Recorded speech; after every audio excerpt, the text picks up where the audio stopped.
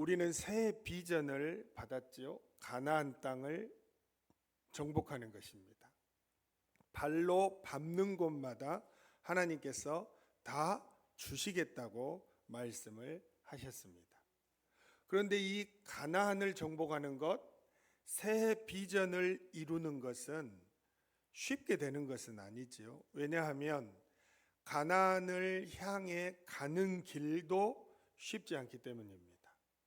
광야를 통과해야 하고 수많은 강대한 적들을 상대해서 승리해야만 비전을 이루고 가나안 땅을 차지할 수가 있는 것이죠. 그래서 새 비전을 이루고자 하는 사람은 위험을 감수하고 가는 길이기 때문에 첫째로 하나님을 절대적으로 신뢰하면서 가야 합니다. 뭐라고요? 하나님을 뜨뜻미지근하게 신뢰하면 안 됩니다. 캠프에서 뛰면서 찬양했던 우리 중고등부나 청년들 그때처럼, 그때 그 마음처럼 철저하게 하나님만 신뢰하면서 걸어야 합니다. 왜요? 위험하니까. 위험한 곳들을 통과하고 어두운 곳들을 통과하고 고난의 길을 통과하고 광야를 통과해야만 가나안 땅이라는 비전을 얻고 이룰 수가 있기 때문입니다. 오늘 위험한 길을 가는 이스라엘 백성에게 하나님께서 적을 앞에 두고 뭐라고 말씀하십니까? 할례를 행하라 이렇게 말씀하십니다. 지금 여리고성 근처까지 길갈까지 이스라엘 백성이 어려움을 통과하고 왔지만 끝난 것이 아니에요. 또 지금부터 계속해서 어려운 일들은 진행될 거예요. 근데 첫 번째로 할례를 행하라 했어요. 오늘 여호수아 5장 7절과 8절 말씀입니다. 그들의 대를 잇게 하신 이 자손에게 여호수아가 할례를 행하였으니 길에서는 그들에게 할례를 행하지 못하였으므로 할례 없는 자가 되었음이었더라. 또 그 모든 백성에게 할례 행하기를 마침에 백성이 진중 각 처소에 머물며 낫기를 기다릴 때라고 말씀합니다.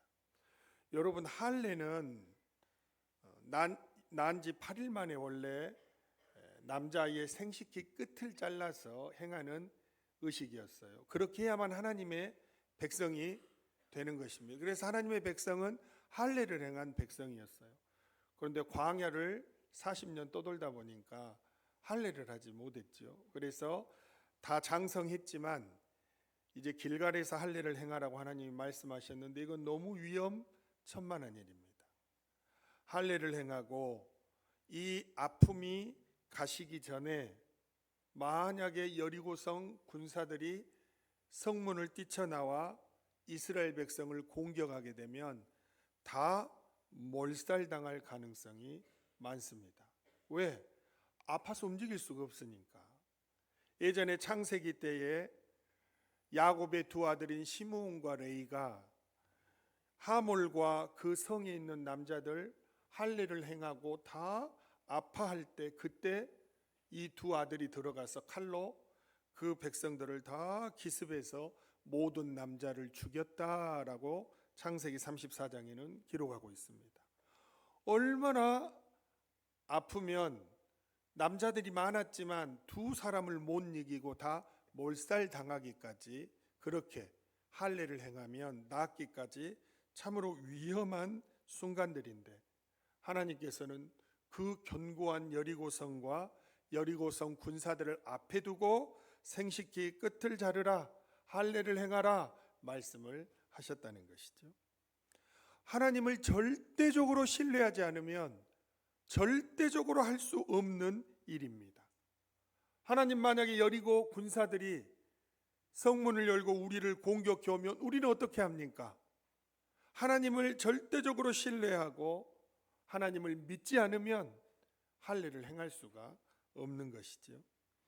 그런데 할례라는 것은 자기 가장 중요한 살 끝을 잘라냄으로 인해서 자기 자신이 소중하게 여기는 것, 자기 자신이 이제껏 의존하고 있던 것들을 잘라내고 이제부터는 하나님만 절대적으로 신뢰하는 하나님 백성이 되겠습니다라는 의식이 바로 할례 예식이라 할 수가 있지요.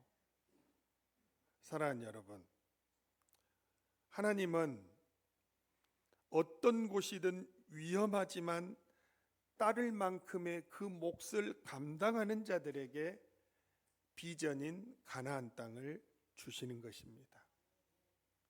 신앙생활하는 것이 무엇이라고 여러분 생각하십니까?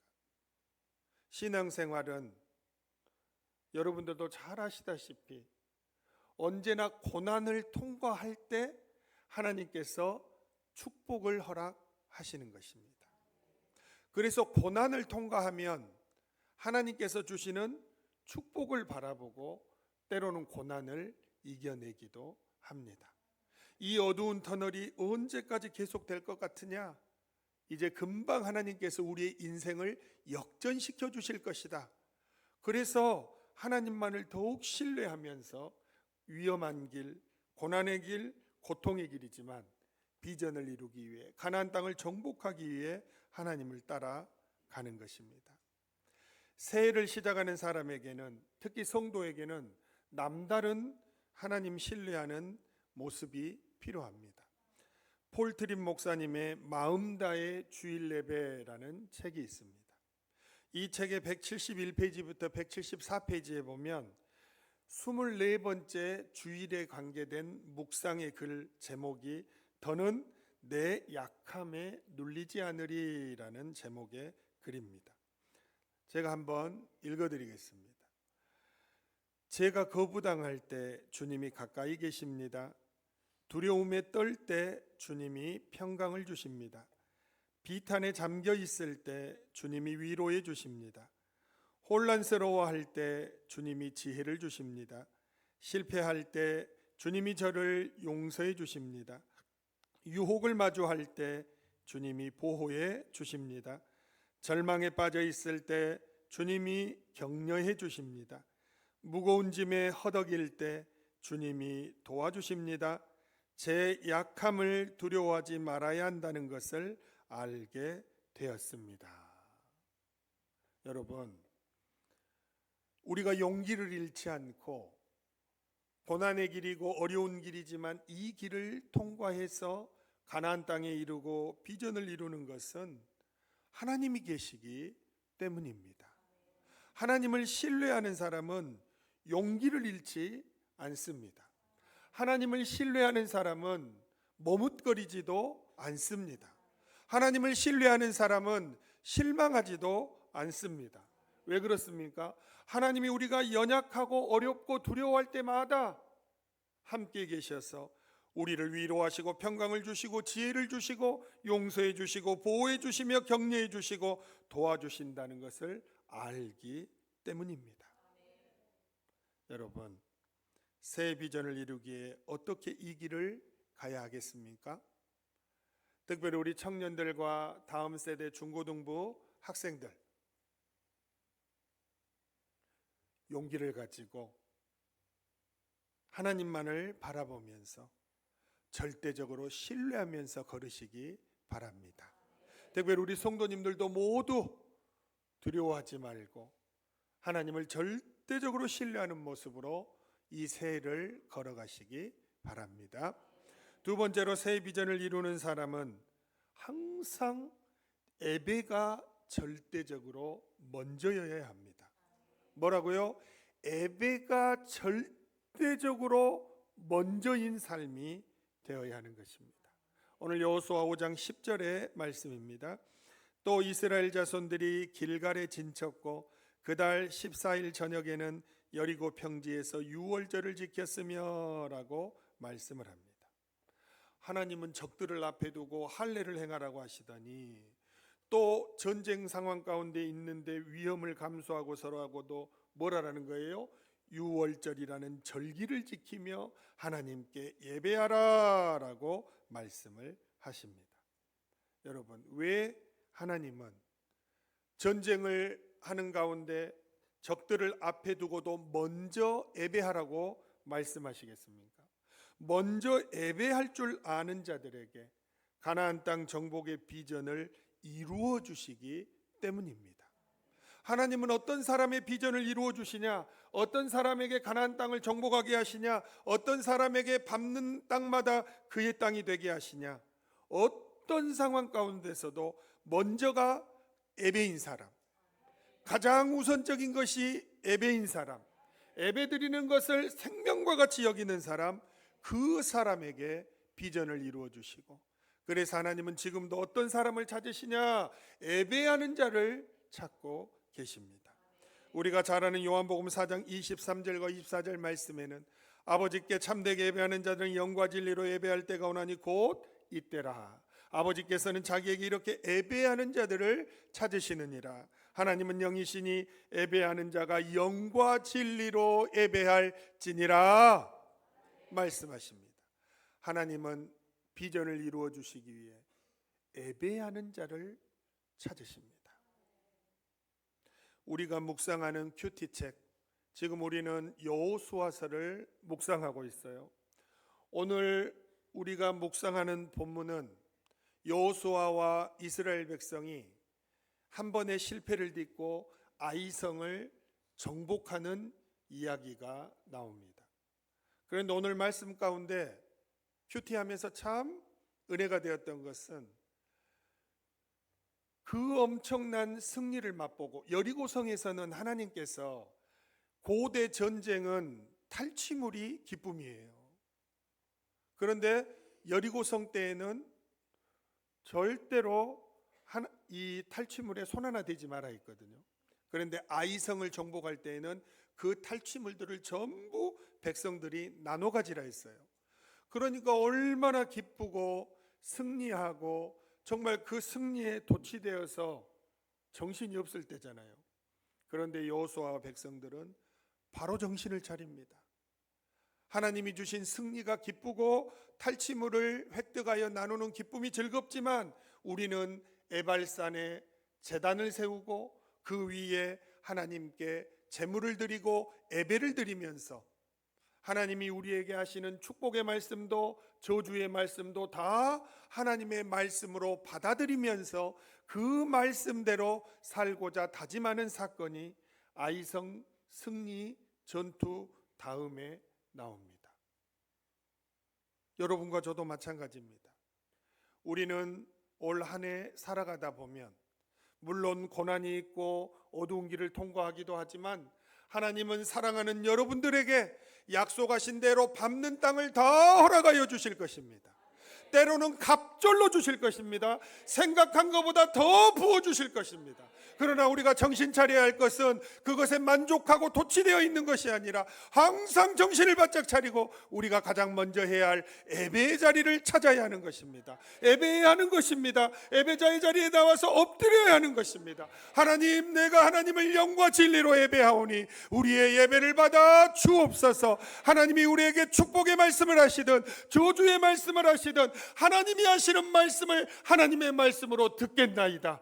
우리를 말씀으로 인도하여 주옵소서. 우리 인생의 가장 중요한 것, 가장 우선적인 것은 누가 뭐라 해도 하나님을 예배하는 것입니다. 이런 예배자를 찾고 있는 것입니다.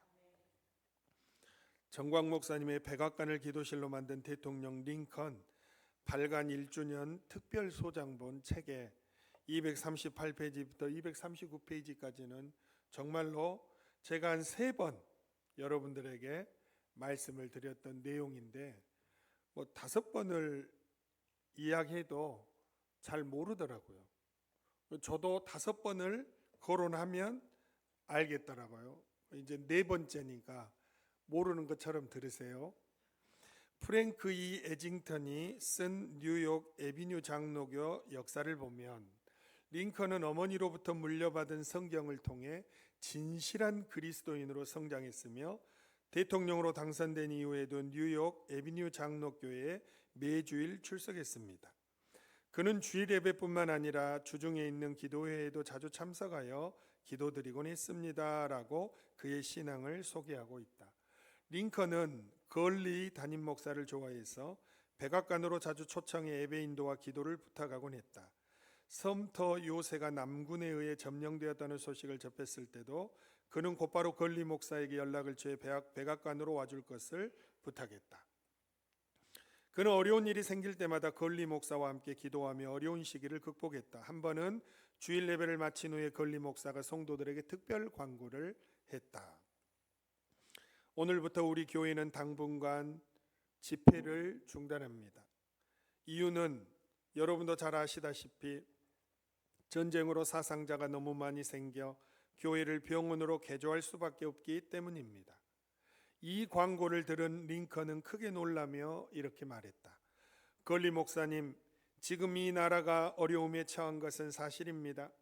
그러나 이런 때일수록 우리에게는 교회가 필요하고 더욱 하나님을 의지하고 섬겨야 합니다. 저는 교회를 병원으로 개조하는 조치에 대해서는 찬성할 수 없습니다. 결국 링컨의 생각대로 어려운 상황에서도 예배는 중단되지 않고 계속 드려질 수 있게 되었다라는 글입니다. 여러분, 교회가 전쟁에서 부상당한 이들을 수용하고 치료하는 병원의 역할을 하는 것도 얼마나 귀하고 놀라운 일입니까? 그러나 예배를 중단해서는 안 된다는 것이 목사님이 아닌 링컨 대통령의 믿음이고 그의 신앙 자세였습니다. 전쟁 중에도 예배는 멈출 수 없고 거리가 멀어도 예배를 빠질 수는 없고 친척들이 나를 불러도 예배를 빼먹을 수는 없고 어떠한 상황에서도 예배보다 먼저인 것은 없다는 것입니다. 이런 사람을 찾아서 이렇게 예배하는 자를 찾아서 하나님 뭐 하시는 거예요? 여러분이 밟는 땅을 다 주시겠다고 복을 내리겠다고 말씀하고 계시는 것입니다. 우리가 1년을 살아갈 때 52주밖에 안 돼요. 52주밖에 안 되는데 52주 주일 오전 예배만큼이라도 한 번도 빠지지 않고 자기가 출석하는 본교회에 출석할 수 있다는 것, 여러분 그런 사람을 하나님께서 복 안 주시면 누가 복을 받겠습니까? 여러분이 다 그러한 주인공들 되시기를 간절히 바랍니다. 새 비전을 이루는 사람은 세 번째로 주인이 원하는 삶을 살아갑니다. 어떻게 해요? 절대적으로 주인이 원하는 삶을 살아가는 데 있어서는 타협이란 있을 수 없습니다.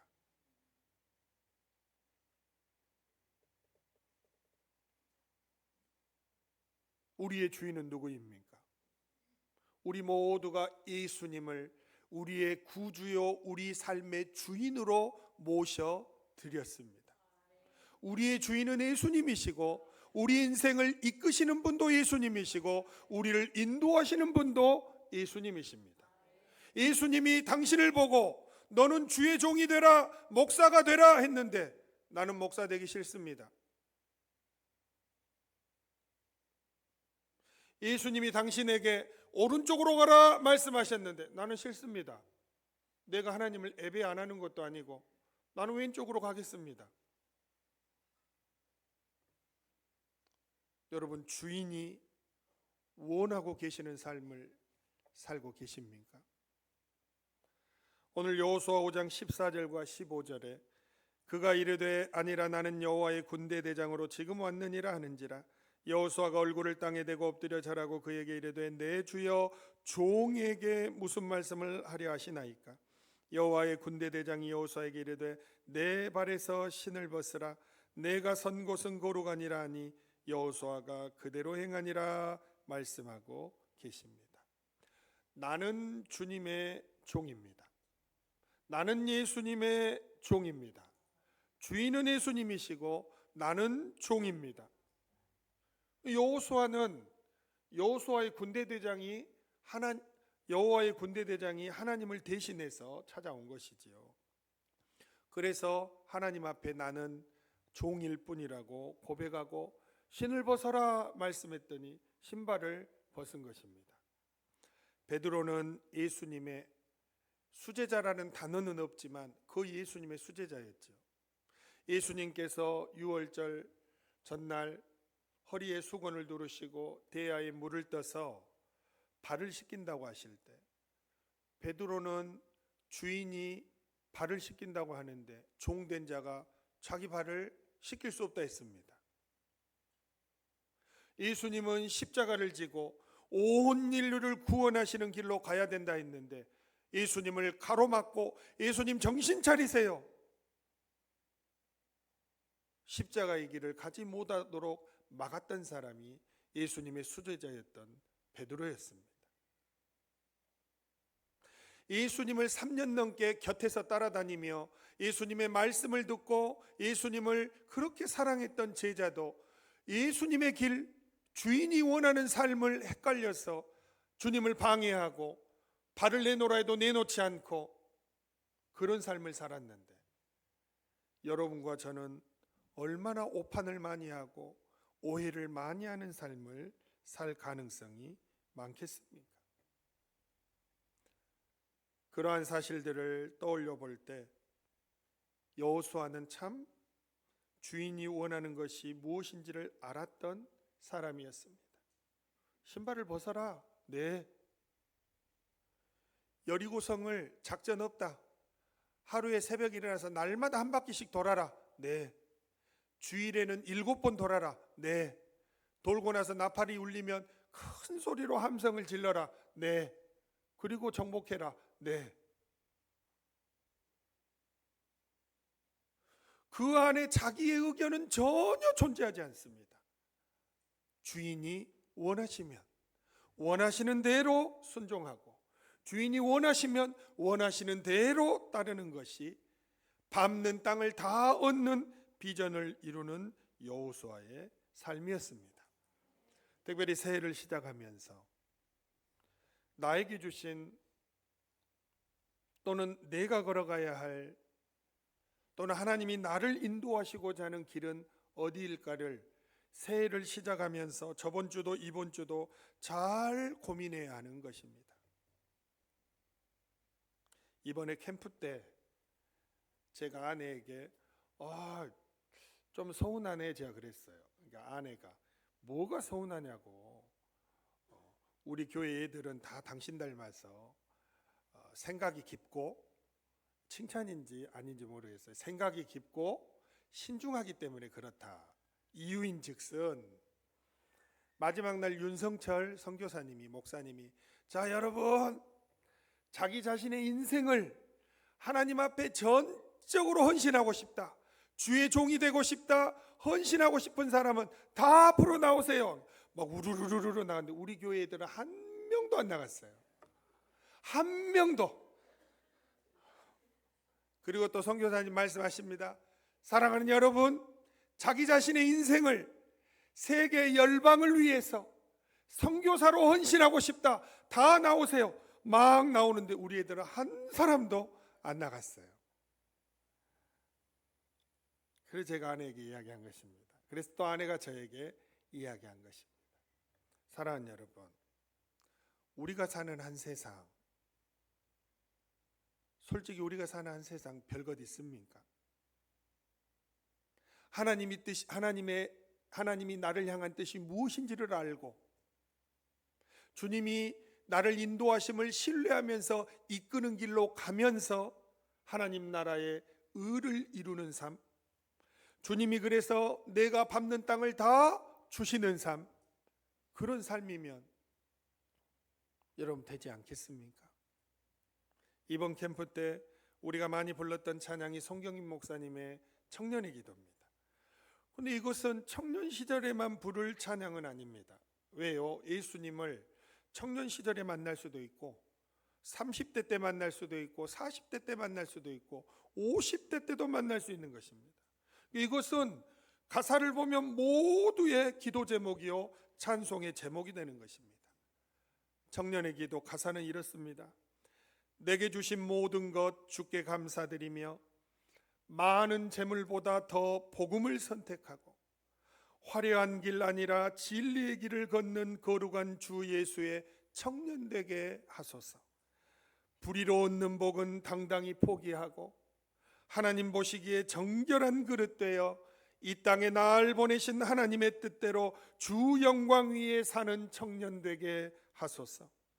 내 이름 내려놓고 예수의 이름 들고 어두운 세상 속에서 작은 생명빛 되어 천하보다 소중한 한 영혼 살리는 삶, 예수님 닮아가는 청년 되게 하소서. 때론 연약해져도 방황 않게 하소서. 세상 험한 파도에 낙심 않게 하소서. 청년의 시절 지날 때 날 지으신 주님의 뜻대로 예배하는 삶, 복음을 전하는 삶, 그렇게 살길 기도합니다라는 찬양입니다. 사랑하는 여러분, 우리의 인생이 세상에서 좋은 배우자 만나고 그래서 자녀 낳고 오손도손 사는 것, 그건 우리의 인생의 목적이 아닙니다. 그냥 그건 하나님께서 보너스로 주시는 삶이고 그건 우리의 목적이 아닙니다. 우리의 목적은 하나님 나라와 의를 위해 정말로 쓰임받는 삶을 사는 것이 우리 인생의 목적이요 하나님의 뜻입니다. 적어도 신앙생활 하는 사람이라면 아이를 키우면서도 열심히 주를 위해 살아야 합니다. 직장 생활을 하면서도 열심히 주를 갈망하며 살아야 합니다. 바쁘고 지치고 피곤해도 말씀을 묵상하며 주님을 만나고 예배를 가장 먼저 우선시하는 삶을 통해 예배 가운데 은혜를 받고 능력을 받고 주님을 사랑하는 마음이 끓어오르고 갈망하고 열정적으로 주의 나라를 위해 달려가는 사람, 그 사람이 하나님의 뜻을 이루는 사람이고 그 사람이 하나님이 기뻐하는 사람이고 그 사람이 비전을 이루는 사람입니다. 겨우 한평생 살면서 내 자녀, 내 가정, 내 발밑만 바라보면서 내 직장, 그냥 그 테두리 안에서 그 바운더리 안에서 살아갈 것입니까? 눈을 들어 온 세상을 다스리시는 하나님을 보고 선교 가야 할 때는 선교도 가고 또한 캠프를 참여할 때는 캠프도 참여하고 은혜 받을 때에는 은혜를 받고 말씀을 들을 때 귀를 기울이고 은혜를 받고 능력을 받고 변화되고 새로워지고 그래서 주의 제자로 달려가는 것, 그것이 우리가 살아가야 할 인생인 것입니다. 그것이 하나님의 뜻이요 하나님이 우리를 인도하시는 길인 것입니다. 말씀을 마무리하겠습니다. 사랑하는 여러분, 오늘 우리는 새 비전을 이루는 사람, 밟는 땅마다 다 하나님께서 주시는 사람, 가나안 땅을 정복하여 젖과 꿀이 흐르는 땅을 누리는 사람, 이 새 비전을 이루는 사람은 한마디로 말하자면 주인이 원하는 삶을 사는 사람입니다.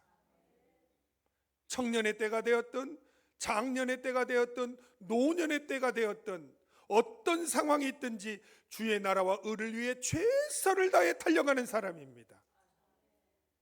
그 주인의 원하는 삶을 사는 사람, 성공이 아니라 사명을 따라 사는 사람, 성공이 아니라 주의 뜻을 따라 사는 사람, 그것이 새 비전을 이루는 사람의 당찬 포부입니다. 그리고 그와 더불어 두려워하지 않고 하나님을 신뢰하는 삶을 살아가고 어떠한 경우에도 예배가 먼저인 삶을 살아가는 사람입니다. 새해를 시작한 지 이제 두 번째 주일입니다. 그러나 주현절을 지내고는 또 첫 번째 주일입니다. 주현절은 우리나라에서는 지키지 않지요. 근데 유럽에서는 지키는 절기입니다. 주현절이면 다 모여서 빛 대신 주님께서 우리 인생 가운데 들어오시는 날을 기뻐하며 예배합니다. 주현절은 평일입니다. 주현절 이후에 이제 우리에게 펼쳐지는 첫 번째 주일입니다. 주님이 우리에게 빛을 비춰주셨습니다. 우리 인생은 빛입니다. 우리가 가는 곳마다 어둠이 사라지고 우리가 가는 곳마다 사단마귀가 물러나고 우리가 가는 곳마다 절망적이고 낙심적인 것들이 다 사라지고 우리가 가는 곳마다 불의한 것이 사라지고 우리가 가는 곳마다 불신의 신앙이 사라지는 것이 우리의 인생이요 목표입니다. 아무쪼록 주연절 후 첫 번째 주일을 살아가는 이번 한 주일 동안 다 빛 대신 주님을 따라 빛을 비추며 하나님이 원하시는 삶을 따라 신뢰하고 예배하는 삶을 살아가시는, 그래서 밟는 땅마다 다 얻으시는 여러분과 제가 되기를 간절히 바랍니다.